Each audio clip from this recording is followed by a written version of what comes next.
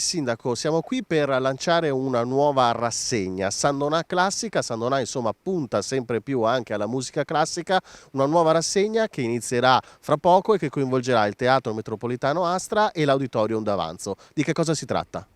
Beh, siamo molto orgogliosi, personalmente sono veramente felice di questa nuova iniziativa.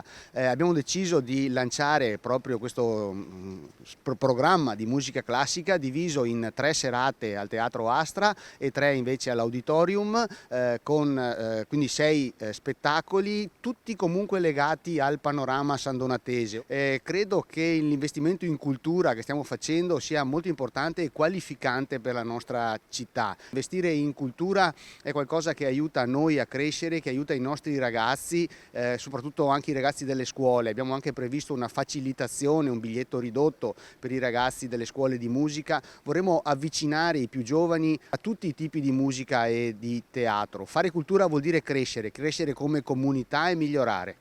Ecco, questa è la novità della musica classica. Accanto c'è ovviamente tutto quello che è il programma del teatro, la rassegna nazionale è già partita con numeri da sold out, ma avete anche altre rassegne. Intanto quella chiamata l'Alto Teatro. Sì, l'altro teatro è un'idea originale che ci è venuta assieme a Giovanni Giusto, insomma il nostro autore sandonatese, che ci ha proposto un utilizzo anche qui diverso dell'Auditorium Da Vinci. Abbiamo pensato ad un'altra rassegna teatrale, perché quella classica di Arte Ven all'Astra, che sta ottenendo un risultato grandioso quest'anno, che siamo al sold out già poco dopo la presentazione del programma. E ringrazio per questo anche la dottoressa Campaner dell'Ufficio Cultura, insomma, che si è prodigata per la selezione del calendario. L'altro teatro è proprio l'iniziativa creata appunto con Giovanni, perché da febbraio avremo anche 4 serate di un teatro diverso, più originale, quindi sarà qualcosa di divertente e qualcosa di riflessivo. Vi invito a frequentare queste serate e soprattutto anche a portare i ragazzi, a portare i più giovani. Giovanni e i suoi collaboratori sono molto bravi, coinvolgenti, e credo che tutti potranno ottenere delle esperienze veramente significative. A proposito di giovani, in conclusione c'è la rassegna delle domeniche a teatro che so che è sempre particolarmente gradita anche dalle famiglie.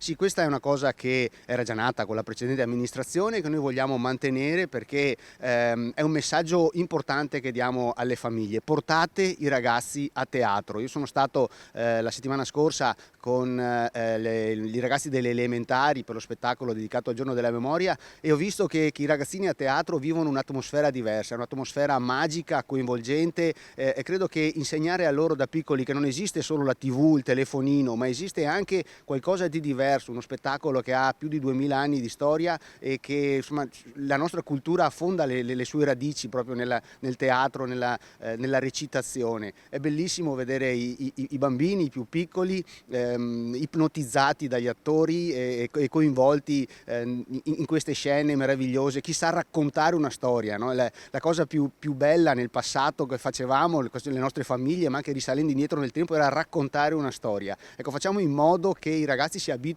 ad ascoltare chi racconta le storie e possano partecipare a questi eventi.